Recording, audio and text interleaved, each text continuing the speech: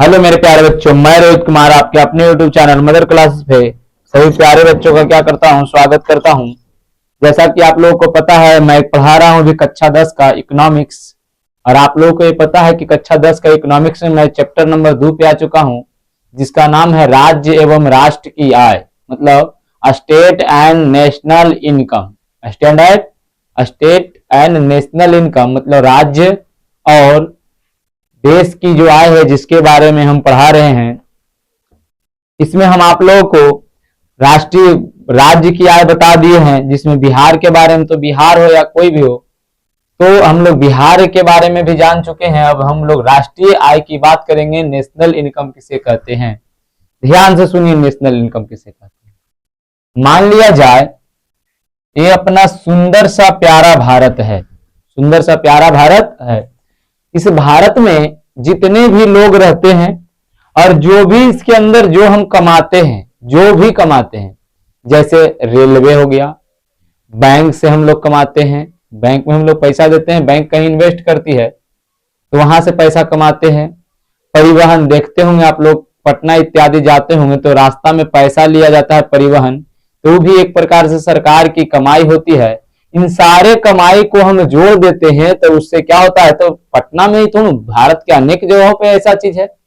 हम लोग क्या करते हैं, कोयला निकालते हैं, तांबा लोहा इत्यादि निकालते हैं सरकारी खनन से, खदान से, जमीन से निकालते हैं। वो सब पैसा भी जो जहां पे रखा जाता है, उन सारे चीजों को मतलब कि एकदम एक जगह पे करके हम उन सारे रुपये को पूरा क्या कह देते हैं, राष्ट्रीय आय कहते हैं। चाहे हम लोग कमाते हैं तो हम लोग भी कमाते हैं तो पैसा देश में ही रहता है ना, तो वो भी हम राष्ट्रीय आय कहेंगे। या मान लिया जाए भारत है, भारत का कोई आदमी अमेरिका में रहता है, अमेरिका में रहता है और वहां से पैसा कमा के भेजता है, तो पैसा कहाँ आ रहा है, भारत में। तो भारत में यहां से अमेरिका से पैसा कमा के आ रहा, तो उसको भी हम राष्ट्रीय आय में क्या करते हैं, जोड़ते हैं। तो चलिए हम इसी पर चलते हैं, आगे चर्चा करते हैं। मेरे प्यारे दोस्त, आप लोग का जो ये है, बोलते हैं नेशनल इनकम, इसका परिभाषा होगा अगर जो आपसे पूछ दे कि राष्ट्रीय आय किसे कहते हैं, या राष्ट्रीय आय को परिभाषित करे, या राष्ट्रीय आय से आप क्या समझते हैं, तो किताब के अनुसार से जो परिभाषा है, बोलता है किसी देश में एक वर्ष में उत्पादित, उत्पादित मतलब जो वस्तु हम उत्पादन करते हैं, जैसे कोयला का हम निष्कासन कर रहे हैं, तांबा निकाल रहे हैं, हम लोग क्या करते हैं, बिजली बना रहे हैं, तो उत्पादन कर रहे हैं कि नहीं। उत्पादन मतलब बनाना, उत्पादित वस्तु, वस्तु मतलब सामान एवं सेवाओं के कुल मूल्य, सेवा हम लोग, अब देखिए सामान तो बना दिए, रेलवे हम बना दिए, लेकिन रेलवे नहीं चलाएंगे, चलाएंगे तब ना हम सेवा देंगे। लोगों को एक जगह से दूसरे जगह पर ले जाएंगे, और एक जगह से दूसरी जगह पर जब हम ले जाएंगे सॉरी, एक जगह से दूसरी जगह पे जब हम ले जाएंगे इसको, हमें क्या मिलेगा, पैसा मिलेगा, सेवा हम करेंगे। तो वही बोलता है मूल्य को राष्ट्रीय आय कहते हैं। या फिर दूसरे पर हम कह सकते हैं, दूसरे बात में, या वर्ष भर में किसी देश में अर्जित, अर्जित मतलब होता कमाया गया या जमा किया गया, इकट्ठा किया गया आय की कुल मात्रा को हम क्या कहते हैं, राष्ट्रीय आय कहते हैं।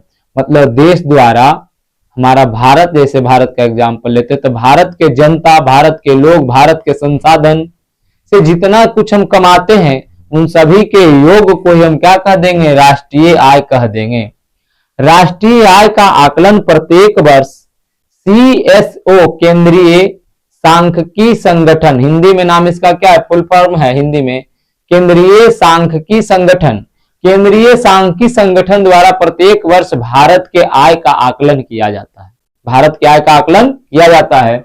बताता है कि अगर जो किसी देश, नोट, अगर जो किसी देश, मान लिया जाए अपना भारत है, अपने भारत के पास, एक एग्जाम्पल से हम समझने का कोशिश करेंगे, 100 रुपया है।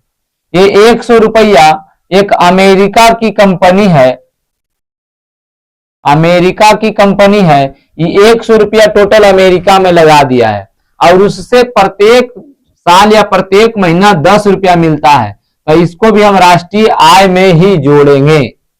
तो यही कहता है, अगर जो किसी देश का कुल राष्ट्रीय आय को क्या कर दिया जाए, विदेश में खर्च कर दिया जाए, उससे आय प्राप्त हो, तो उस आय को भी हम क्या करेंगे मेरे प्यारे बच्चों, हम राष्ट्रीय आय में जोड़ देंगे। बोलता है आय में शामिल कर देंगे। कुछ वैज्ञानिक हैं, वैज्ञानिक कहने का मतलब अर्थशास्त्री।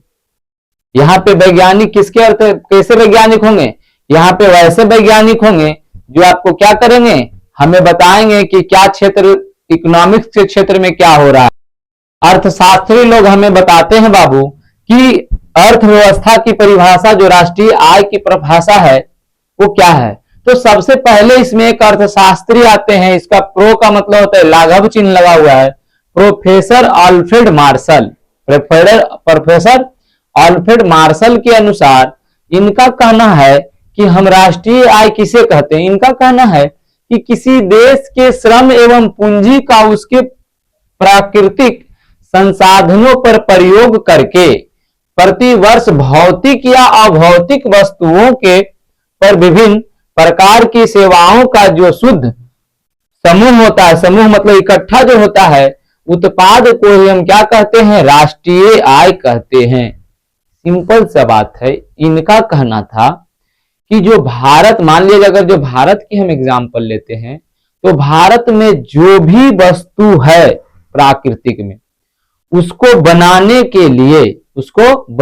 के लिए जो पैसा हम खर्च करते हैं, और पैसा से हमको क्या मिलता है, जो मुनाफा मिलता है, पैसा से जो हमको मुनाफा मिलता है, उसके जो टोटल सारे मुनाफे का योग है, टोटल सारे मुनाफे का योग है, और जो मेरा पूंजी लगा हुआ है उसको ही हम राष्ट्रीय आय कह देंगे। कौन कहते हैं, प्रोफेसर अल्फ्रेड मार्शल। तो आप इनको क्या कीजिएगा, इस पूरी बातों को इसी प्रकार से लिखिएगा। बोलता है एक है प्रोफेसर पीगू, ये भी क्या है, एक बहुत बड़े अर्थशास्त्री हैं। इनका कहना है, इनके अनुसार से राष्ट्रीय आय का मतलब होता है आय की, इन्होंने आय का परिभाषा दिया है, कहा है कि राष्ट्रीय आय लाभांश किसी समान की वस्तुनिष्ठ अथवा भौतिक आय का वह भाग है जिसमें विदेशों से प्राप्त आय को भी क्या किया जाता हो, शामिल किया जाता हो, अगर उसे मुद्रा के रूप में या संकेत में राष्ट्रीय क्या कर सकते हैं, माप सकते हैं, उसे हम राष्ट्रीय आय कहते हैं। इनका कहना है कि राष्ट्रीय आय का लाभांश जो समाज के वस्तुनिष्ठ व भौतिक आय का वह भाग हो, मतलब जो समाज के द्वारा कमाया गया हो, जो समाज के द्वारा कमाया गया हो, चाहे वो यहाँ भारत में हो चाहे विदेश में हो, उन सारे आय को अगर जो हम जोड़ दें तो उसको हम राष्ट्रीय आय कहेंगे। उसी प्रकार से एक व्यक्ति है प्रोफेसर केन्स, इनके अनुसार से राष्ट्रीय आय उपभोक्ता वस्तुओं तथा विनियोग, ध्यान से देखिए बच्चा, ये विनियोग का अर्थ होता है इन्वेस्टमेंट, मतलब हम किसी चीज को, जैसे कोई कंपनी ले रहे हैं तो क्या कहते हैं, हम इतना रुपया का इन्वेस्टमेंट कर रहे हैं, इन्वेस्टमेंट मतलब पैसा खर्च कर रहे हैं। तो विनियोग मतलब होता है इन्वेस्टमेंट, वस्तु पर किए गए खर्च को राष्ट्रीय आय कहते हैं। मतलब इनका कहना है, प्रोफेसर केन्स का, इनके अनुसार से राष्ट्रीय आय का परिभाषा है कि उपभोक्ता वस्तुओं, उपभोक्ता मतलब जो खाने पीने वाली वस्तु है, तथा विनियोग मतलब जो इन्वेस्टमेंट कर रहे हैं, हम किसी कंपनी को खरीद रहे हैं, किसी कल कारखाने को लगा रहे, उस पर जो खर्च किए हैं, वही खर्च को ही हम क्या कह देते हैं, राष्ट्रीय आय कहते हैं।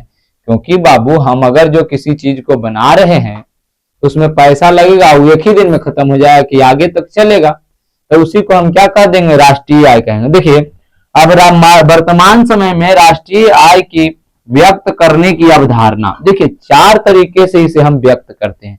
पहले आप इसका स्क्रीनशॉट लीजिए, उसके बाद हम बताएंगे इसे कितने प्रकार से व्यक्त करते हैं, कौन करे, वेरी वेरी इंपॉर्टेंट हो जाएगा बाबू लोग आपके लिए।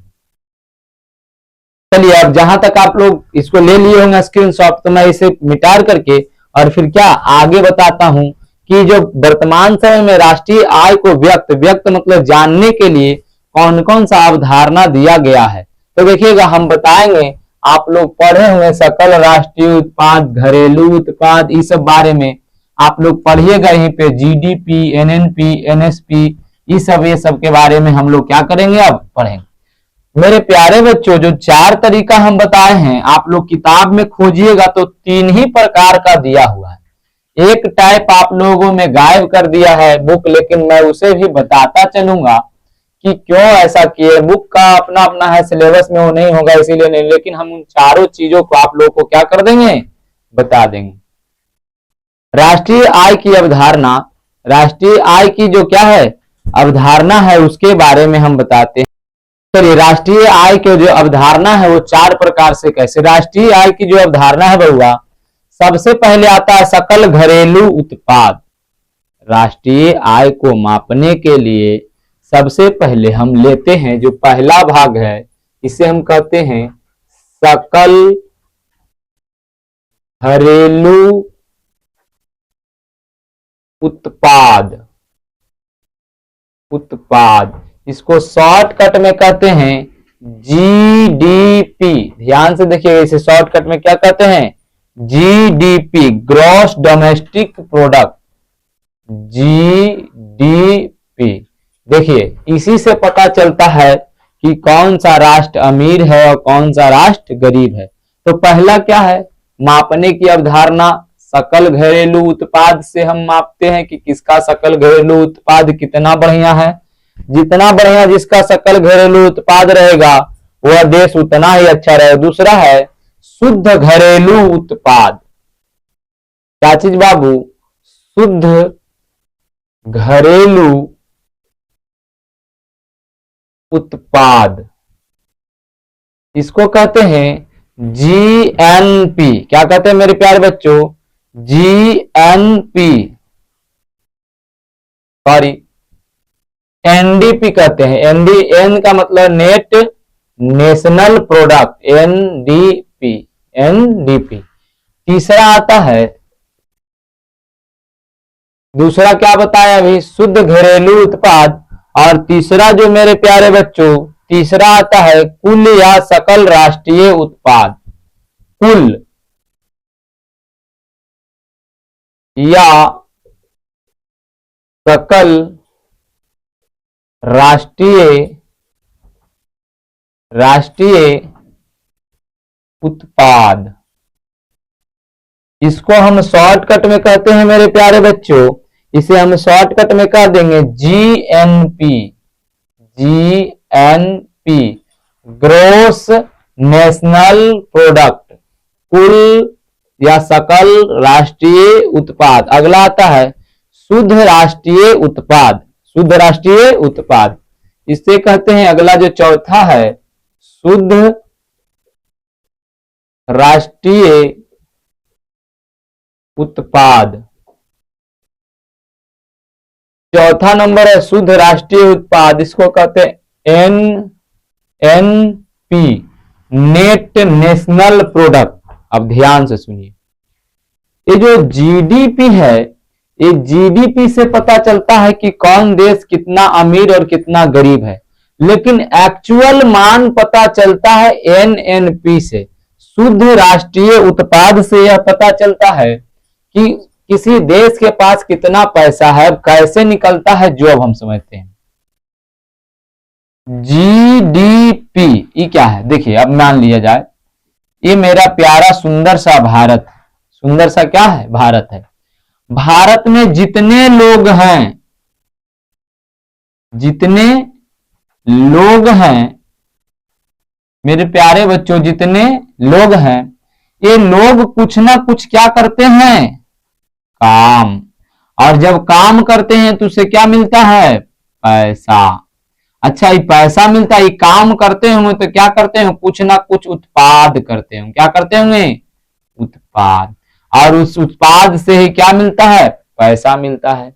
अब ध्यान से सुनिए, लेकिन कुछ ऐसे भी तो आदमी हैं जो भारत से बाहर रहते हैं। कहाँ रहते हैं, बाहर।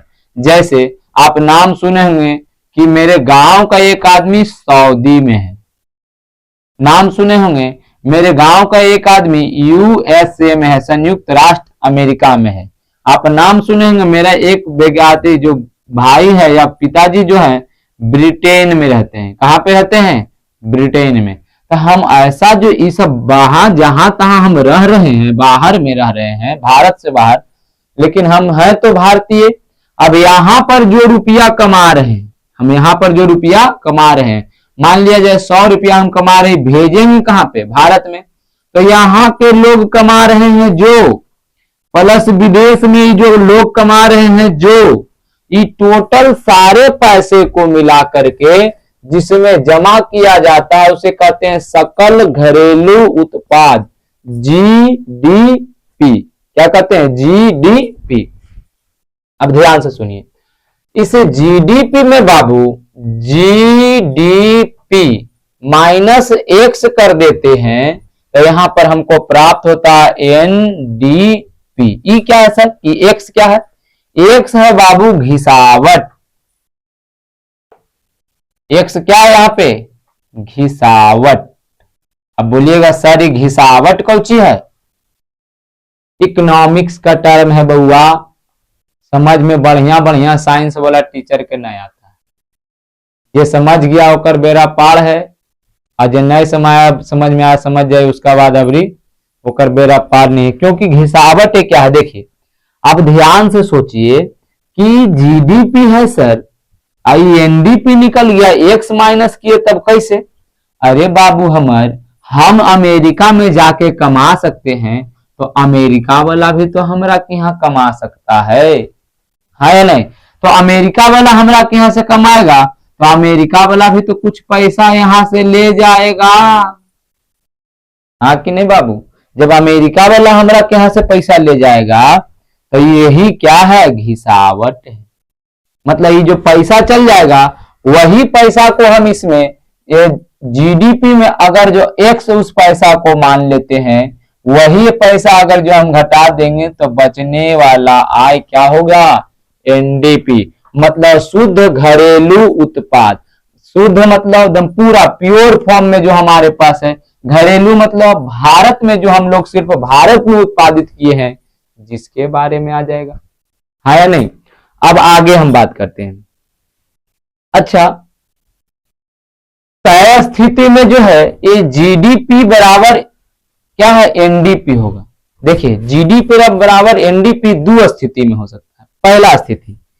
पहला स्थिति यह है कि हम कहीं बाहर से कोई रुपया पैसा हम बाहर से कमाए लेकिन हमारा पास कोई कमाने के लिए नहीं आए। दूसरा कि हमारा कोई दूसरे बाहर देश के साथ संपर्क नहीं हो, जो कमाए सब अपने रखे, जो कमाए सब हम खुद रखे, तभी जीडीपी बराबर एनडीपी होगा। कारण क्या है, न तो हम किसी को देंगे ना ही तो हम किसी को लेंगे। ध्यान से देखिए, जैसे जीडीपी माइनस का एक्स बराबर एनडीपी हो गया, ये ले गया तब ना, हम इसको ले जाए नहीं देंगे, हम बाहर वाला किसी को नहीं रखेंगे, तो क्या हो जाएगा, जीडीपी बराबर का एनडीपी।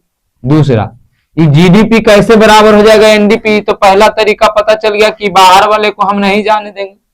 दूसरा, हम किसी देश के साथ कोई संपर्क नहीं रखेंगे, तो जो हम कमाएंगे वही ना मेरा होगा, जो हम कमाएंगे वही मेरा होगा। तो वही क्या, ये दो स्थिति में जीडीपी बराबर एनडीपी होता है।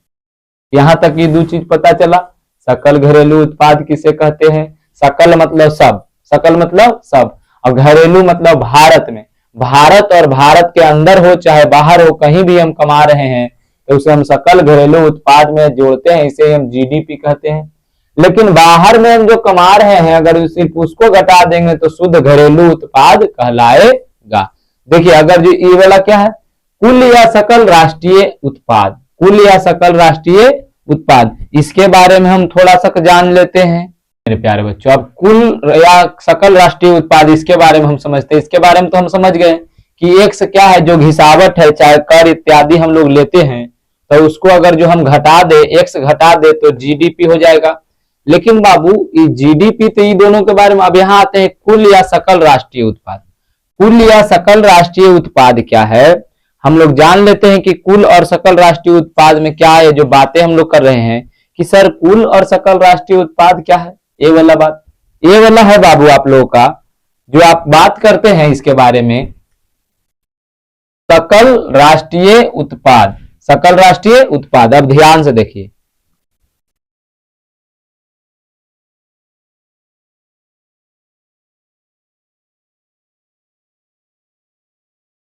सकल राष्ट्रीय उत्पाद क्या है, GNP।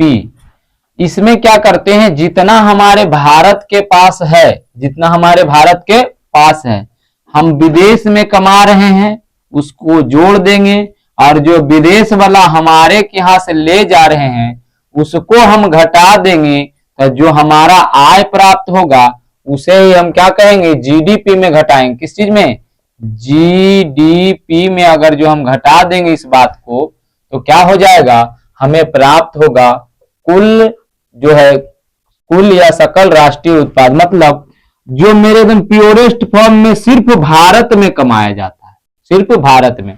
आगे हम बात करते हैं शुद्ध राष्ट्रीय उत्पाद। देखिए शुद्ध राष्ट्रीय उत्पाद क्या है, जब हम जीएनपी में हम माइनस, अगर जो जीएनपी है, अगर जो इसमें हम देखते हैं कि इसमें क्या क्या, इसमें जो टोटल रुपया हम कमा रहे हैं, जो टोटल रुपया हम कमा रहे हैं, जैसे चल अचल संपत्ति, इसमें माइनस क्या क्या करेंगे, जो देखिए जो हमारे पास चल अचल संपत्ति है, जैसे कंपनी है, और कंपनियों वाला को जोड़ दीजिएगा कि हमारा इतना रुपया है लेकिन ओकरा बनावे में 50,000 मत लगे, तो उस सब चीजों को हम घटा देंगे। मतलब जीएनपी में से चल प्लस अचल प्लस खर्च प्लस व्यय ईटीसी को हम घटा देंगे, तो जो शेष मेरे पास बचेगा उसे हम क्या कह देंगे, नेट नेशनल प्रोडक्ट कह देंगे। क्या कह देंगे, नेट नेशनल प्रोडक्ट हम कह देंगे। और नेट नेशनल प्रोडक्ट के बारे में बाबू, जैसे हम क्या क्या घटा सकते हैं, कच्चे माल की कीमत घटा सकते हैं, इसमें हम क्या और घटा सकते हैं, चल अचल पूंजी घटा सकते हैं, प्रतिस्थापन घटा सकते हैं, अचल पूंजी एवं घिसावत घटा सकते हैं, एवं संपत्ति जो हम बनाए हैं कंपनी इत्यादि उसके मरम्मत को हम घटा करके इसमें लिख सकते हैं। यही जीएनपी निकल जाएगा, क्या चीज में बदल जाएगा, एनएनपी। अब आप लोगों को लगता हुआ कि सर सबसे ज्यादा जीडीपी केकर है, तो देखिए सबसे ज्यादा जो जीडीपी है, सबसे ज्यादा जीडीपी यूएसए का है, अमेरिका है, उसका विश्व में सबसे अमीर देश है जीडीपी के अनुसार से। भारत इसमें 5वां स्थान पे आता है। कितना स्थान पे बाबू, 5वां। आपके बुक के अनुसार से करेंट डाटा आप लोग देखते जाइएगा, करेंट डाटा आप लोग क्या कीजिएगा, देख लीजिएगा, उसके बाद आपको पता चले। देखिए ये जो 3-4 बात हम बताए हैं इसके बारे में हम कल डिटेल में क्या करेंगे, लिख देंगे। क्या कि जैसे सकल घरेलू उत्पाद कैसे हम लिखेंगे, किसे सकल घरेलू उत्पाद कहते हैं, शुद्ध घरेलू उत्पाद किसे कहते हैं, कुल या सकल राष्ट्रीय उत्पाद किसे कहते हैं, शुद्ध राष्ट्रीय उत्पाद किसे कहते, सारे का परिभाषा और सारे को फिर थोड़ा सा हम कल बता देंगे। और फिर वन लाइनर आप लोगों का क्वेश्चन रहेगा, वन लाइनर इसका कुछ क्वेश्चन रहेगा। यही 2-3 चीज पढ़ना है हमको इसमें, जिसके बारे में हम आपको बताएं। अगर जो आपको कोई ऐसी बातें इकोनॉमिक्स में नहीं समझ में आ रही, क्योंकि बाबू ये थोड़ा सा टफ है, इसके जो लैंग्वेज है ये टफ बना देता है इसको, ऐसे टफ है कुछ नहीं, बस आप समझिए एक एक बातों को, और आप हमें कमेंट कीजिए कि हाँ अगर जो नहीं समझ में आया तो मैं फिर से एक्सप्लेन करूंगा। मैं कोशिश करूंगा कि आप लोगों को सारी बातें बता सकूं। ये इकोनॉमिक्स थोड़ा बच्चों को भारी लगता है, आपको भी भारी लगता है। मैं भी जिस समय पढ़ता था कक्षा 10 में तो मुझे भी भारी लगता था, मतलब पढ़ने में कठिनाई होती थी, इसके शब्द कुछ ऐसे ऐसे हैं, आपको भी लगता होगा। तो इससे डरना नहीं है। जैसे इकोनॉमिक्स का हम 3 चैप्टर पढ़ा देंगे बाबू, उसके बाद हम पढ़ाने वाले हैं, जैसे पॉलिटी पढ़ाएंगे, राजनीतिक विज्ञान, उसके बाद भूगोल पढ़ाएंगे, और हम लोग साइंस की बातों को एक एक बातों को क्या करेंगे, लेकर के चलेंगे। कुछ न्यूमेरिकल वगैरह भी हम लोग करेंगे। यह अभी आप तो लगता है 15 दिसंबर तक हम कोशिश करते हैं सबको लिपट दे। अगर जो आपको लगता है कि हाँ भैया इतना डिटेल जाना जरूरी है तो ठीक, और नहीं अगर जो इतना डिटेल नहीं जाना जरूरी है तो तुरंत हम शॉर्टकट में क्या करेंगे, सारे चीजों को क्वेश्चन के माध्यम से भी हम आपको बता सकते हैं। ठीक है, इसी बात पर मैं अपने क्या करता हूँ, इस लेक्चर को खत्म करता हूँ। आप लोग स्वस्थ रहें, मस्त रहें, सैनिक बच्चों का क्या करें, माता पिता एवं सैनिक बच्चों का क्या करें, सम्मान करें। जय हिंद, जय भारत। हम फिर लौटेंगे इसी समय आप लोग को एक नए वीडियो के साथ।